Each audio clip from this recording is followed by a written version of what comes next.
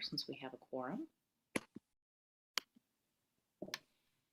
And the first thing that I will do is read our land acknowledgement.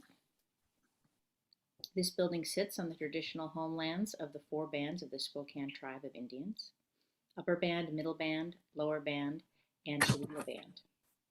Since time immemorial, the Spokane Tribe of Indians have lived and cared for these grounds.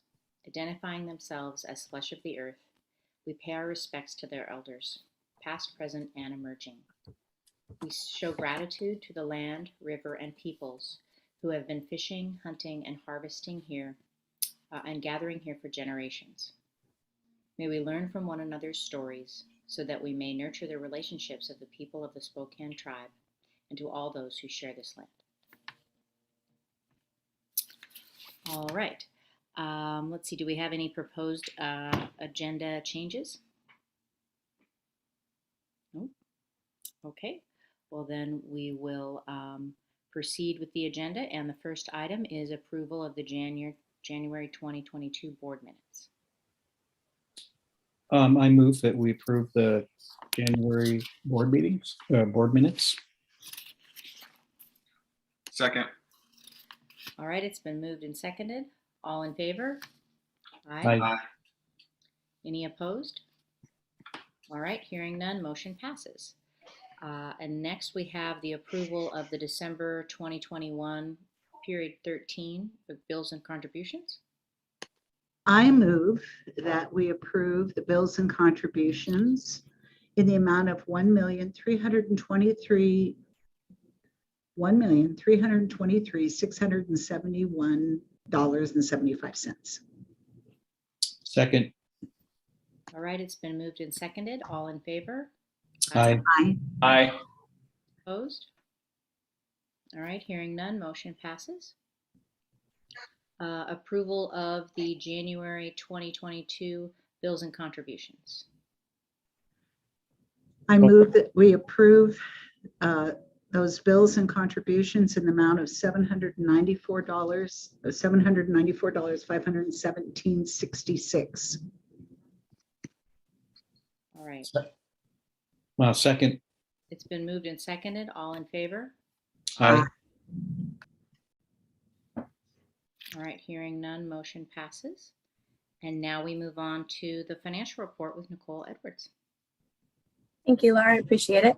So just so, I know this packet's pretty thick, so just kind of bear with us a little. But for Penny and I will first present the operations year end, and then the January 2022 before I pass it on to Penny for the bond portion of that financial report.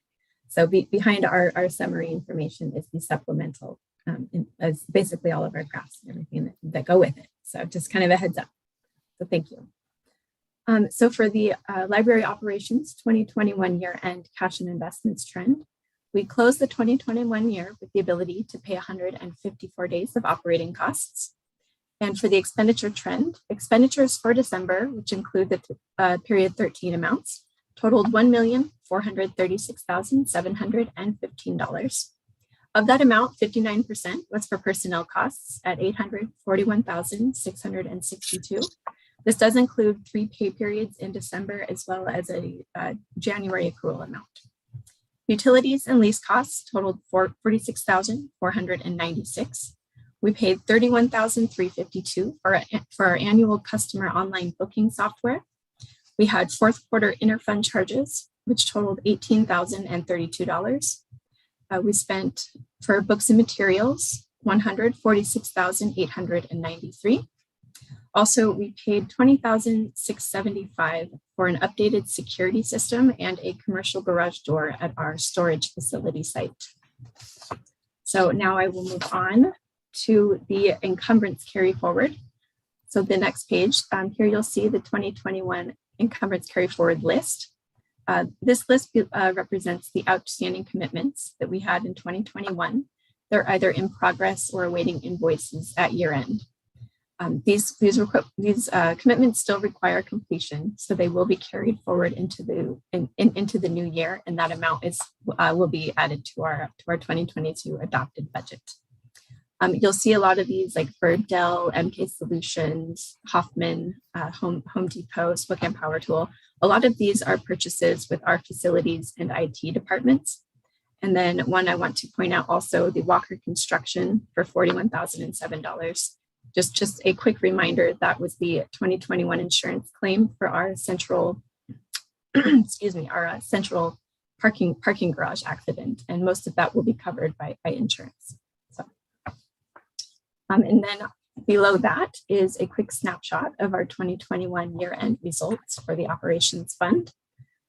This is just kind of a high level of our budget in comparison to our 2021 actuals. So in resources, we did get $10,941,822. And then for our expenditures was $9,842,553. This does reflect our encumbrances as well as actuals.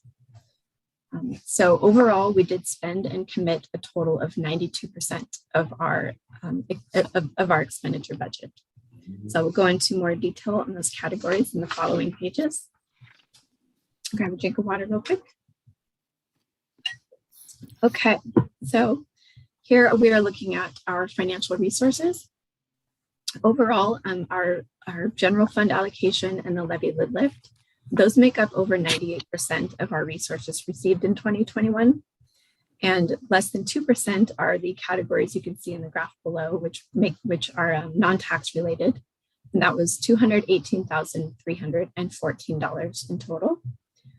One you will notice is the COVID supplies reimbursement. This was federal dollars that the city managed that allocation, and that was from 2019 expenses. You'll see the interest income as well as the city IT shared position, which is our awesome community data coordinator, Shiloh Dietz. We have an MOU in place with the city where they cover 80% of her costs. And then also I want to point out our awesome support that we received from the Spokane Public Library Foundation, as well as the Friends of the Library for our programs. The Spokane Public Library Foundation really supports a lot of our business programs. And the Friends of the Library is really great with our organizing book sales, as well as supporting our summer reading program. Now, below that is a snapshot of our overall expenditures. So this is our expenditure budget versus actual by category. You will notice an interesting spike for our RFID loan payment. That will probably catch your eye a little bit. We did pay that off at year end. So again, you'll see at the grand total, we did spend overall 92% of that budget. So we'll go into more details in those categories in following pages. All right, so here you'll see our staffing costs. So overall, we utilized 91% of our staffing budget. And then I will point out too, over 59% of our workforce is within our public services department. So that's, so the 91% of utilization is a little bit lower than normal, but we were as you know, closed some of our branches for remodel. So we were able to hold some vacant positions throughout the year. And then looking at our 2021 supplies. So overall, we did spend and dedicate 93% of that budget, and that total budget is about $391,000. And so you can see the various categories here. Minor equipment and computers. We do have, included in that amount is the staff laptop upgrades for about $52,000. That was approved at the December board meeting. Repair and maintenance supplies, as well as the chemical lab and safety supplies. Those are really maintained by our facilities department. And then the operating supplies, which is mostly just office supplies. And so that's a little bit down this year as well because of closures. So I will move on to the next page for our 2021 services. Grab a little water, thank you. Okay, so here in our services category for 2021, we did utilize and commit a total of 93%. of our budget, which was $1,450,000.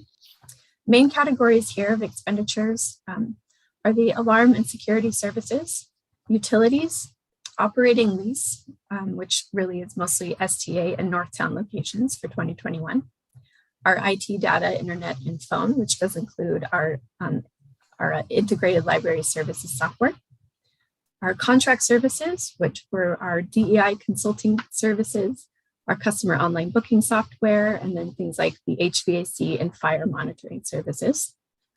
Also, professional services. A majority of that is our books and materials fees, which includes processing and barcoding from Baker and Taylor. And then moving down to the interfund charges category. These are supportive services that we benefit from as a city department. Things like the accounting services really support our payroll processing, as well as our expenditure payment processing. We have information technology support, which provides us the various software, such as our accounting software. We also have My Spokane. They perform bank deposits for us. Other examples for reprographics or printing services. And then also this is the category, the area where we pay for unemployment and workers' compensation. And then after that, I will move on to the final graph for the year-end summary is the capital and debt service expenditures. So our overall capital budget is $1,195,000. We did spend and dedicated, we did spend and dedicate a little over $1 million, which is about 85% of that. And then for the RFID loan payment system, we paid that off this year, in 2021. That was scheduled to pay back through 2024, and we had the capacity. It was the right time to actually pay that off, and it will save us a little bit in interest as well. So at that, I would like to open up for any questions that pertain to the 2021 operations before I move on to January 2022. Questions for Nicole? All right, great job. Thank you. Yeah, of course, you bet. Thank you. Okay, now for library operations, January 2022. For our cash and investments trend, I do want to point out that I have a typo on this page, so I apologize. It should say 142 days of operating costs, not 154, as you will see in the little graph that's below that. So in January, we closed the month with enough cash and investments to cover 142 days of operating costs. That amount, net of encumbrances, is $5,160,863. That amount does include $639,706, which is our reserve for capital balance. And for the expenditure trend, January expenditures were $686,136. This is actually just $6,500 less than January of 2020. Sorry, I meant to say 2020 on that. So of that amount, we did pay our annual insurance premium, which we went over in our board meeting in December. That's with Philadelphia Insurance, and that's in the amount of $75,967. Wages and benefits totaled $438,359.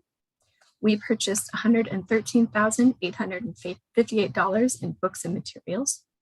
We did have snow removal services, which totaled $14,750. And we also had first quarter interfund accounting services, which were $8,900. And for business office news, in addition to the city, we are still in the process of completing our 2021 year-end closing tasks. Also, we do continue to work closely with the city as they implement the new fixed asset reporting module. So currently they are still underway in the process of reconciling assets in the module for the 2021 year. So at that, I would like to open for questions before I pass it over to Penny with the financial bond update. All right, any questions for Nicole about the January numbers? All right, thank you, Nicole. Yes, thank you. Penny, are you ready? Okay, well, I guess that it's my time to talk about the bond. 2021, we closed year 3 of our 5-year bond projects. It's gone quickly, but at the same time, in some ways, it's taking a long time. So I want to say, as I go through my presentation, mine is a little different than operations in that operations is on 2021 and our projects are multi-year. So this is a snapshot of our 3-year results. So a couple of general comments before we talk about year end. There were no contracts executed under the special authority in December or January. Encumbrance carry forward for the bond this year was 7.5 million compared to 33 million a year ago. But it contains 3 pages. And so you'll find that at the end of my presentation, if you care to look at it. Most of that is furnishings. Last year, we would have had large contractor commitments. So a little different this year. You'll see on page 1 there, the pie graph. And I like this graph. It does a good job of illustrating how we've got our budgets established according to the sites. It has some weaknesses, which I'm going to talk about. But right now, you'll see that it's $80 million distributed between the sites, 77 million from our proceeds, 3.4 million from earned interest. And we have some funding from the city to compensate for impacts of the CSO tank. So if you move to the next page, we've historically talked about our projects as phase 1 and phase 2. Phase 1 being Central, Liberty, Shadle, Hilliard, and Hive. Phase 2, Indian Trail and South Hill. I wanted to introduce a slightly different perspective here, because now that we have assets that have gone into service, they're no longer construction in progress for us. Once they go in service, as we continue to pay towards them, they're actually cost additions of in-service asset classes. And that becomes important when you consider the fact that we have one budget, one piece of the pie, that is called program owner costs. And these are the costs that are not site specific. For example, some architect and engineering for our master plan is the best example. It served all sites. So as part of the closeout process, we start to allocate those out to the sites. We also buy in our technology and our materials handling into the program owner budget. We do that so we could leverage some buying power and buy blocks of the technology in one purchase. So we'll start to recognize those investments at the site level when we do our asset transfers. So I kind of wanted to show you what that looks like, because we're often asked, how much of the project money did you spend on Shadle, for example? Well, your answer is different if you look at the pie graph, as opposed to when you look at how much technology and AMH and allocated costs are actually rolled into that site. So let's take a look at that. And we'll start first by looking at the program owner expenditure expenditure statement. So I've collapsed the years here. You'll see 2018 through 2021. You'll see them in detail in the other pages, but for this purpose, we'll combine them. So here we capture our books and materials. We have a $2 million budget. We've spent 1.2 million, and we've got 767,000 that Rob's eagerly purchasing at this time. We have some technology budget left. You'll recall that this is the category where we have some E-rate reimbursement coming. We thought that would come in at the end of 2021. It did not. Some of the equipment had to be returned and then replaced. And E-rate requires that 100% of the equipment be received before we can apply for reimbursement. We're expecting about $200,000. That will come in and it'll actually replenish that budget, and it'll become available for other technology. The professional fees, architect and engineering, and a small amount of capital labor costs here, those are the ones that we will allocate out based on, it's based on the proportionate size of each project.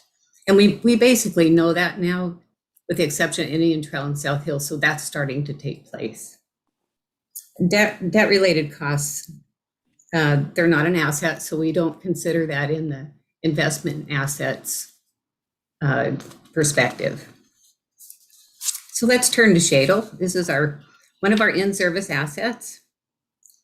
And here you'll see that we have $14 million in expenditures through 2021. But we've also added to that $224,000 of allocated costs, again, coming from the Group 4 and project management fees that were being carried in the program owner area. And we've brought in $300,000 worth of technology. So here we start to see where our investment in asset classes starts to look a little different than our pie graph, which is our budgets. So $14,646,000 is what we have in our asset classes as of the end of 2021. If we spend all of our remaining budget and our encumbrances, will actually be $300,000 over Group 4's estimates. Totally expected because we have our children's area that was not in Group 4's estimates. So on the next page, you'll see the 4 asset classes: our building, our furnishings, technology, and artwork. So along that same line of thinking, we look at Liberty Park. We had $7 million of expenditures through 2021. For the purposes of asset perspective, we cannot include the land remediation costs because that's not our asset. It was an expense to us, but it will be Parks Department's asset once that's constructed. We've allocated $108,000 of program owner costs and $105,000 of technology and AMH. This particular site is under budget significantly by about $600,000, but the Hive is over. And remember that these Hive and Liberty was bid together, and in total they were very close, but in actual, in individual bids, they were almost opposite of expectations. You'll see the 4 asset classes again of how Liberty's assets are laid out in building, furnishings, technology, and artwork. And the Hive. So the Hive, we have $7.8 million through 2021 in expenditures. We've allocated $116,000 from program owner. We don't have as much technology in this building. It's $26,000 through 2021. And if we continue to spend our remaining budget and encumbrances, this site will be over by $790,000. So just like I explained, where Liberty was under, this site's over.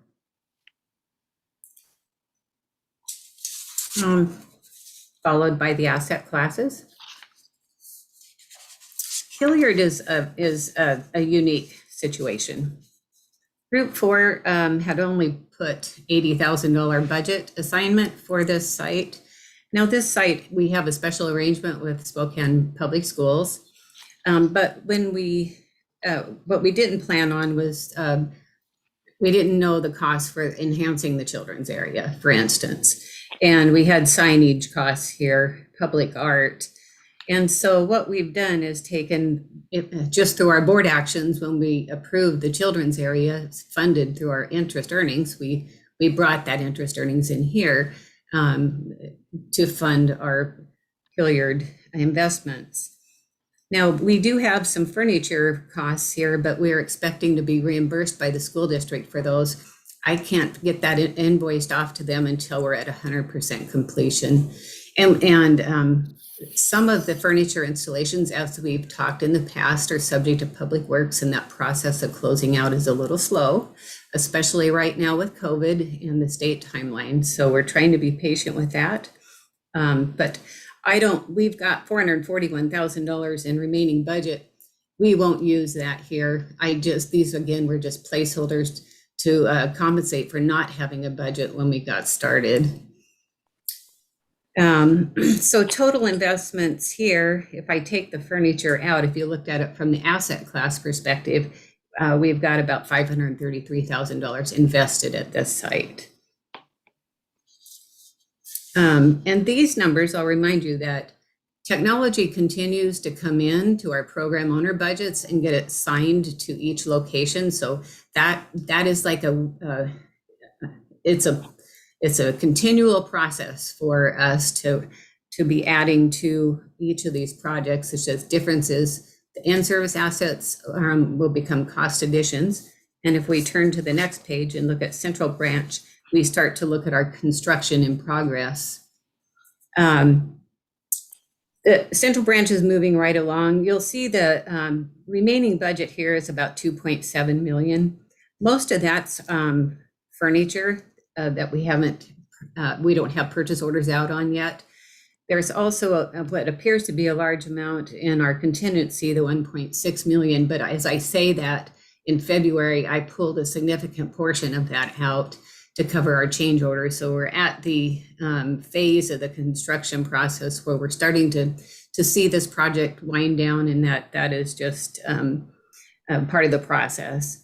The technology and AMH equipment is already starting to be identified for Central Branch and being delivered, and that triggers the tagging process. So many of in our office and Colin working for Tara, those two are becoming experts in going out and tagging our new technology at this site. And then lastly, all of the portable artwork, the studio equipment and the video lab equipment has already now been tagged. It's in storage waiting to be taken to the Central Branch. So a lot of work's been done there.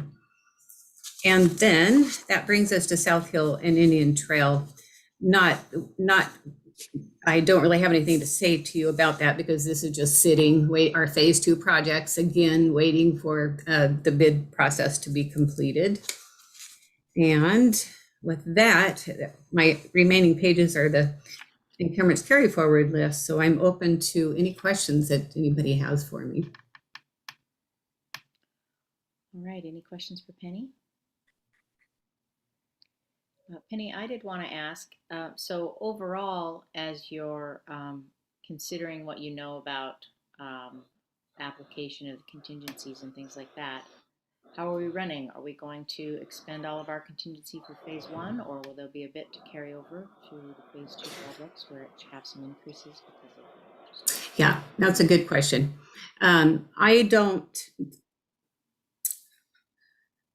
We might have some coming out of Hive and Liberty. We still continue to deal with furniture orders, and so that's kind of an outlier for me.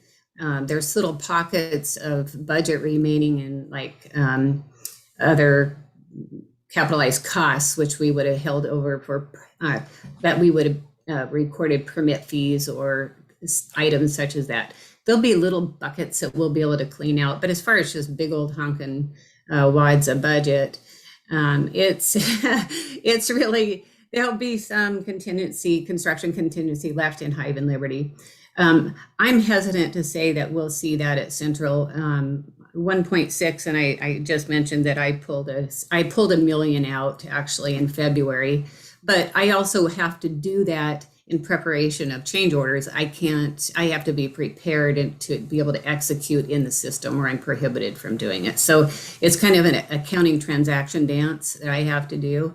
So that I look for us to, I want to leave Central alone. I just want to let it finish. And if we have some leftover from other sites, I think I'm going to probably have a little extra in the Shadle FF&E budget. So if I need to pull from there, I think that's going to be a possibility. So hopefully that answers your question, Laura. Yeah. Oh, thank you for doing the dance. Yeah, thanks. All right. All right, any other questions for Penny? All right, thank you, Penny, and thank you, Nicole, for the financial reports. And so now we turn to Hill International with our bond construction update. Matt? Thank you. Yes, as Penny indicated, Liberty, Hive, and Shadle are still in the closeout phase. It seems to be taking forever, but we're slowly getting there. Today was the bid day for South Hill and Indian Trail. We're going to discuss results tomorrow with SPL staff to prepare a recommendation for the board for next week. Downtown is moving along quickly. We're actually putting in metal shelving right now and carpeting and paint. And we had a meeting today to talk about closeout and lots of activities coming in the next few months. Walker should be done with all construction by the middle of May. And we're on schedule to be to achieve substantial completion March 1st. And that's just a few weeks away. So things are going well at the downtown branch also. Short and sweet. Any questions for me? Questions for Matt? All right, thank you very much, Matt. Thank you. Keep driving to the finish line. All right, so the next item on the agenda is quarterly performance report with Shiloh. Hello. Hello. Sorry for not being here last month. There were some hiccups with our folio and MK transition. So like always, I'll share my screen. And there's the link. Well, maybe I can't share my, yes, I can. There's the link at the top of your document. Click to view online, which will take you to a more detailed report. But basically what we're seeing is that, so all of the reported percent increase or decrease, that's compared to this quarter last year, quarter 4 last year.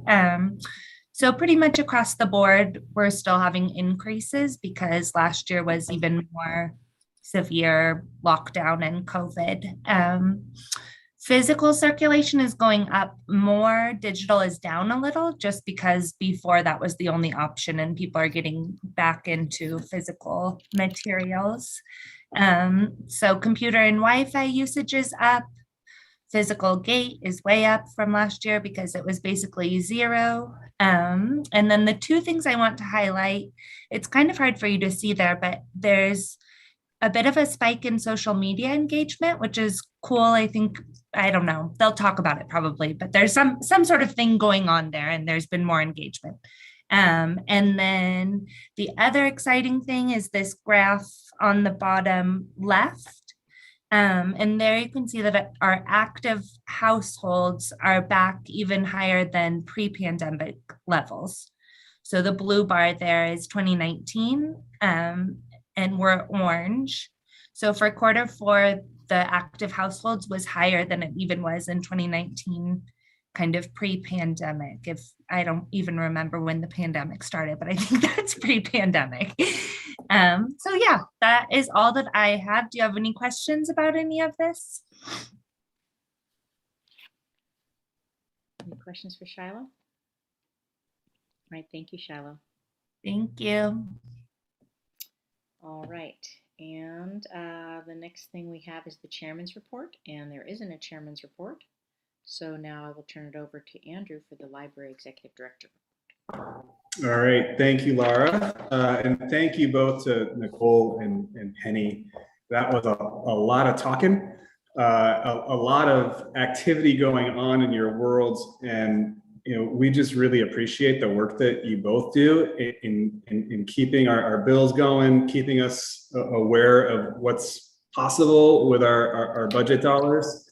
And just, wow, it was a lot of work the past couple of years. So thank you very much. Appreciate that. I decided to follow Matt's lead and have a short and sweet report as well. A lot of sort of carryover of things that are just been in progress over the past couple months. But some of the highlights that we've seen over the past month, we did end up canceling scheduled tours of Central Library with 3 of our council members.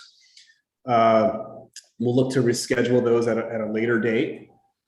We were accepted as a program presenter at the California Library Association, and that is for the Hive Project. So we're starting to get that story out a bit more into official library land.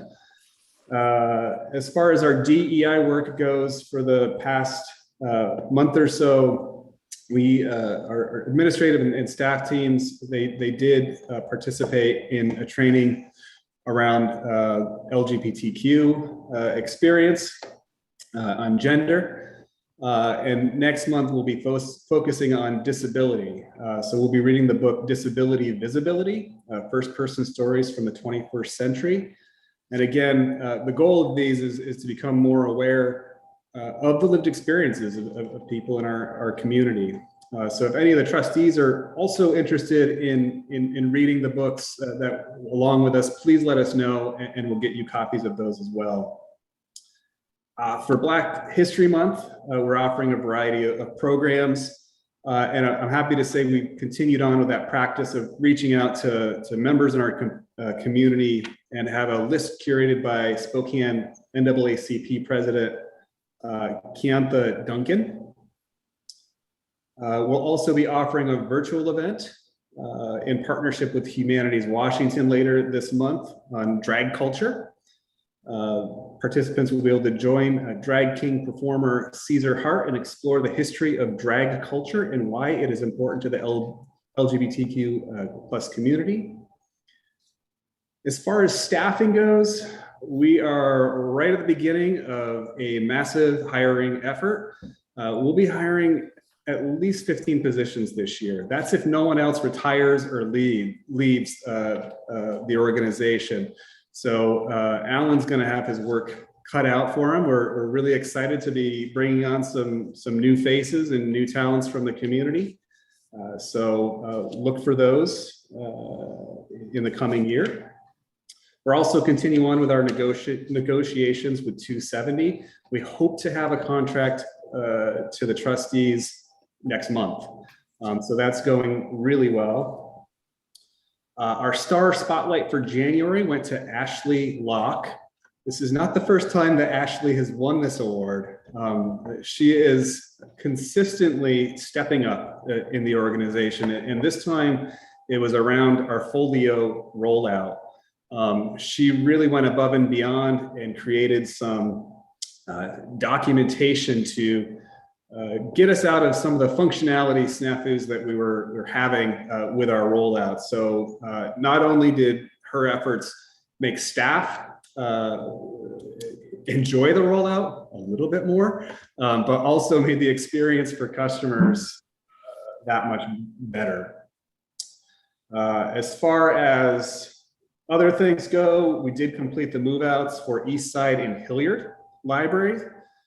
So that begins that transfer to the city of Spokane, and we'll receive the land deeds for the Hive and Central Library.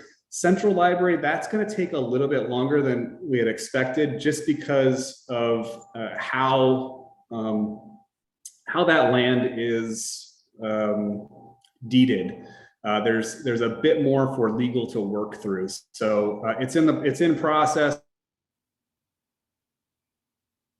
for it to become official. And finally, I presented a general update on the state of the library to City Council, actually yesterday at their Urban Experience meeting. I did sit in an interview panel with the city for their internal auditor. And in mid-January, cabinet meetings moved back to a virtual environment. So I've been joining them again as part of the mayor's cabinet. Is there any questions for me? All right, I have a question, Andrew. Could you just talk a little bit more specifically about how the transitions for IT with Folio and the new website and all of that have been going, and kind of where are we today after working on those for several weeks? Sure, I will give you a general sense, and then I'll ask Tara to step in with more specifics, because there's only so much technology that this brain can take. So in general, you know, the rollout, keep in mind that we're the first public library to adopt this system.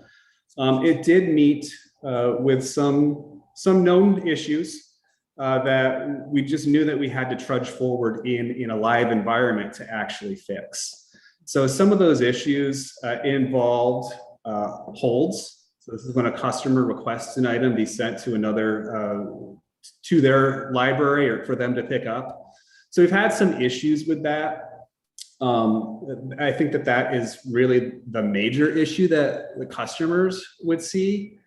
We have worked through a lot of them, like holds notifications, customers getting notified when a hold is ready. There are some issues that are still out there that we are working through. For example, a customer right now would need to place an item-specific hold on items instead of in the past where you could just place it on the title level. And we're getting into sort of the details here, but they're known problems. And I would say that I've been part of rollouts and transitions of these systems in the past. And I think that our IT team really has done a lot of heavy lifting. And they've been phenomenal in their communication internally, which I think has really helped out a lot. IT isn't always known in all organizations for being phenomenal communicators, only when you contact them when there's a problem. But they've been very proactive, and they've also been very responsive to the issues that we've seen. In the end, I think that this is going to be a better system for the community and for the organization. When we were on our old system, we could put in an update request. We could put in 50 update requests if we wanted to, but we would not get any response from the vendor. And that's just sometimes that's just how it is in library land, as well as other lands. But with this system, we get to take much more control and be responsive. So there's going to be a little bit more short-term pain, but in the end, I think that we're really going to realize those benefits once we get some of these hiccups worked out. And what we do is we also encourage the public, if they're having issues, to contact us. We know what the issues are. If you surprise us, great, we'll add it to the list.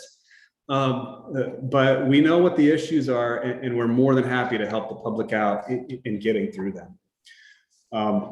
We did have 2 comments to the trustees that were written to us regarding the functionality. I responded to them because we were already working on the fix for them, and their concerns were already resolved. And once you communicate that hey, this is that long-term goal with the system, this is what our intent is, the customers have been very understanding of the situation. I don't know if anyone wants to add anything, or Jim, I think you have a comment as well. But is the catalog itself working well? I mean, is it accurate, and or our holdings, are they showing up the way they're supposed to? Yeah, that's all happening. It's really around that functionality around requesting items that we're seeing the pain point. Mm-hmm. But again, they can call staff. We can get them what they need in the meantime. Tara, did I get everything? I think you said it.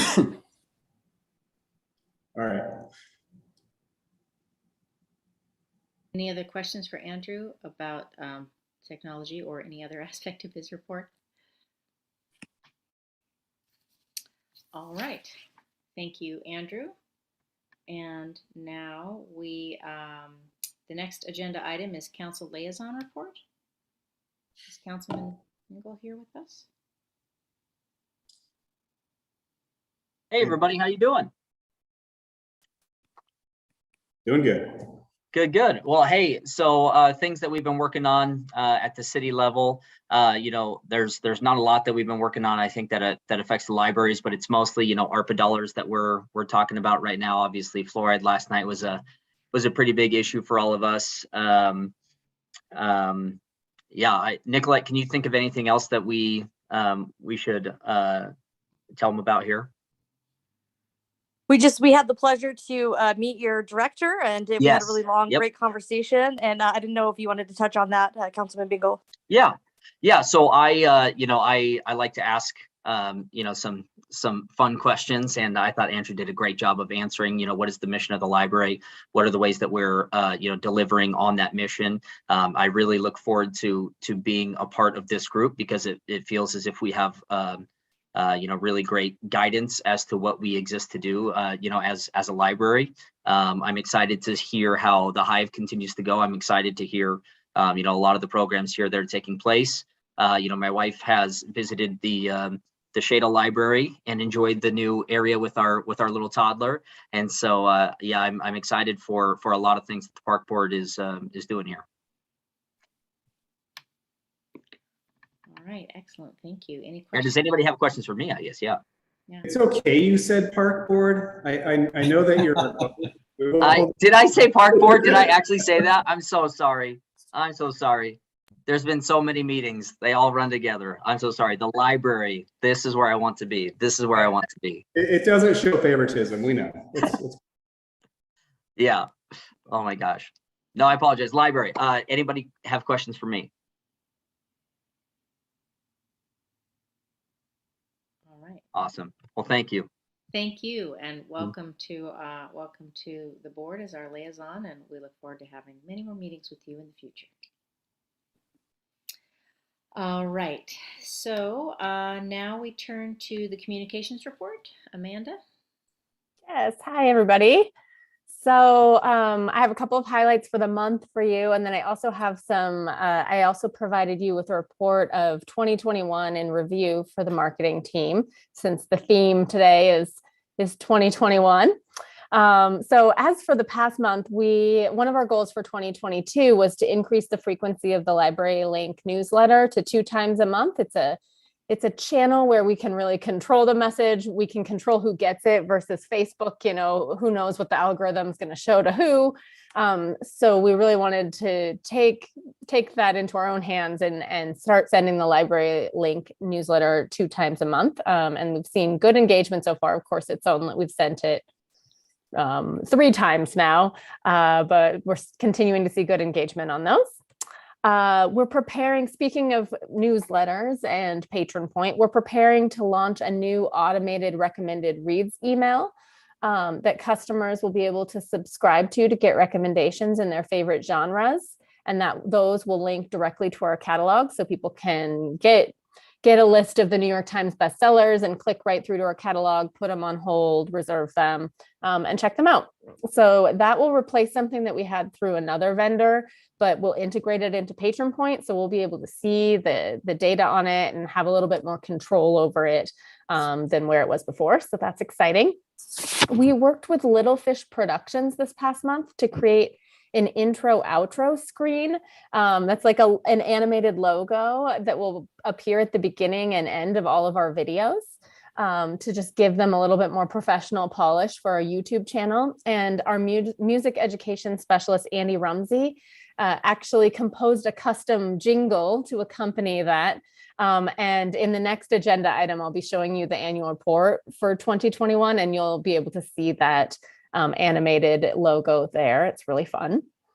And then, as I mentioned, I also wanted to share some high-level stats from marketing communications in 2021 and some highlights from that. So as you know, we launched, I think probably the biggest thing we did last year was launch and design a new website that we built entirely in-house. And then the other really big thing that we did was engage the woodshop for a comprehensive grand opening campaign and our brand message guide. We continued to integrate Communico into our building technology and website, and continued to leverage Patron Point for more targeted email communication. And of course, like the COVID-19 related operational communication did not go away. So we were really managing that all year long as well, internally and externally. And finally, at the end of the year, we added our new team member, Alina, who's been a great addition to the team so far and is is behind many of these accomplishments I've mentioned already for 2022. As far as numbers, annually, we saw a 7% increase in followers on Facebook in 2021, a 19.1% increase in followers on Instagram, and an 11.6% increase in followers on Twitter. So, and a 70% increase in subscribers on YouTube. And about Twitter, I'm always a little lukewarm on Twitter, but obviously people are interested in the content that we're sharing there because we continue to see an increase. And just because I've been in this role for 5 years now, I thought it'd be interesting to see what our increases have been over the past 5 years on those same channels. So in the past 5 years, we've seen a 53% increase in followers on Facebook, a 261% increase on Instagram, and a 103% increase on Twitter. And a very, very large increase on YouTube, largely because of the last 2 years of really investing in that platform. And previously, we really hadn't done a lot there. So it's always very rewarding to see. And then if you look in the report, you'll also see that our patron point communication, our app engagement, and our website traffic and earned media all had very consistent numbers over 2020. The year over year on those is barely changed. So that's decent. And then finally, our paid, Shiloh had mentioned in her report that there was a big bump in social media toward the end of the year. And that was because of our paid media campaign with the wood shop. That resulted in 4.2 million impressions and 32,000 clicks. So it was really exciting to see our investment in that pay off. And I'm excited to continue working with the wood shop this year in 2022 for reopening campaign for Central, summer reading campaigns, and just seeing what else we can do with them to really make sure that the citizens of Spokane know, what their investment has gotten them in the library and what they can start to enjoy. And that's my report for today. Are there any questions I can answer? Any questions for Amanda? All right, thank you, Amanda. You're welcome.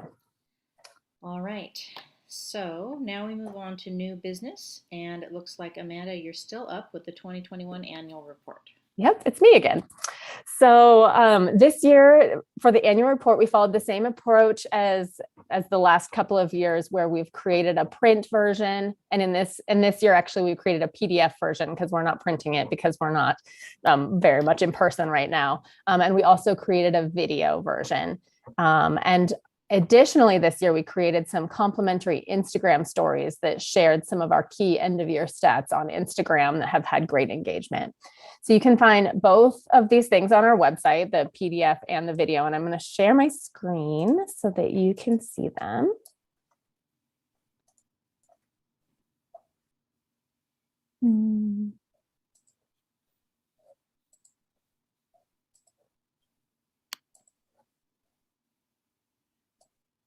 Oh no, Zoom wants to give me, I have to give Zoom access. Apologies.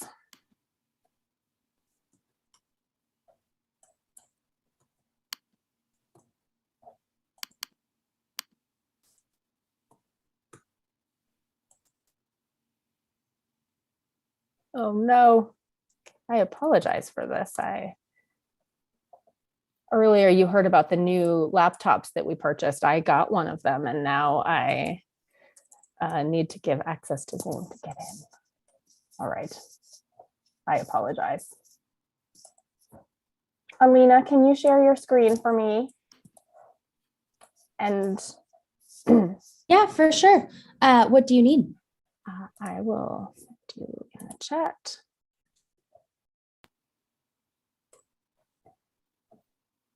I just shared the link to the annual report page, and Alina, if you can open that for me and share your screen. Apologies to put you on the spot like that. No worries at all. I had all the screens set up just right to show you. Great, thank you. Okay, perfect. So if you can click on the print one to start with, So I wanted to show you the print and just kind of scan through it if you want to just turn the pages. So it's very similar in format to last year. We selected the word for 2021 to be a year of resilience. And of course, you can take more time, read these in more detail on our website later. We included a little background about the land acknowledgement, including the actual land acknowledgement, and then our statistics page, which always is very fun to see, photos and recaps of all of our openings and ribbon cuttings. Our 3 new children's play spaces that opened and background on those.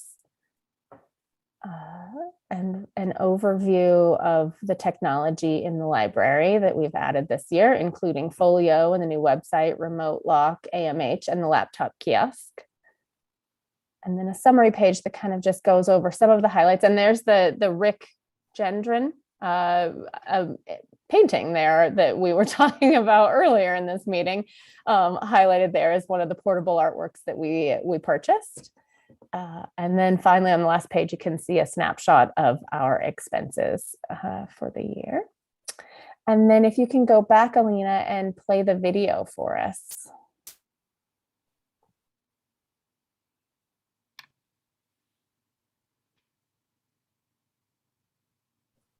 You may need to turn on your sound. All right.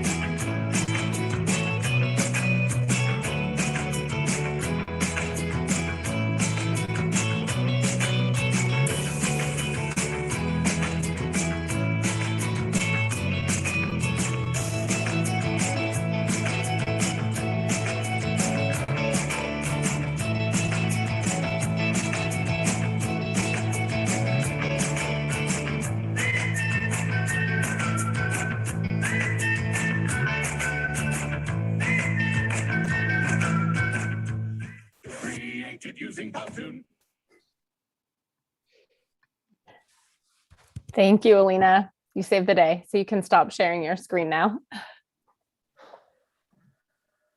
So that is the annual report, the video. And if you want to take a closer look at it, watch the video again. That's all available on our website under About Us and in the link I shared in the chat.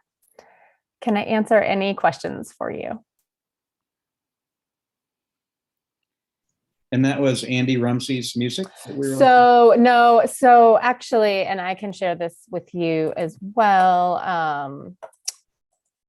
The music is from Powtoon on that particular video, but if you want to watch just the video of the of the logo animation, I just shared that in the chat as well, and it's a little jingle that Andy composed. The animation looks good. Great. The annual report was great. Thank you very much, Amanda. Thank Any you. other questions for Amanda? No, I just want to echo that the annual report looks great and that video was outstanding. Thank you. Thank you. And thank you to Skylar for she takes the print piece and converts it into a beautiful video. So it's a team effort. Fantastic. Great job. Thanks. Excellent. All right. Well, thank you, Amanda, and to the whole team for putting that together for us. Now we have Library Operations Fund, the Red Fox Consulting Agreement, and that's going to be presented by Nicole. Yes, thanks, Laura. I appreciate it. Okay, so just some background on this one. In 2022, our organization worked with Red Fox Consulting to improve upon and maintain a strong diversity, equity, and inclusion, or DEI, strategy among all aspects of conducting business.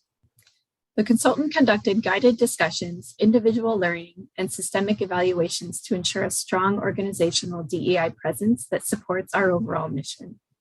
The organization has found this implementation and strategy very beneficial, and would like to continue consulting services through the 2022 year. So the approval action recommendation today is we request board approval to execute an agreement with Red Fox Consulting for consulting services that pertain to diversity, equity, and inclusion for the organization in an amount not to exceed $66,940. So moved. Second. All in favor? Aye. Aye. Opposed?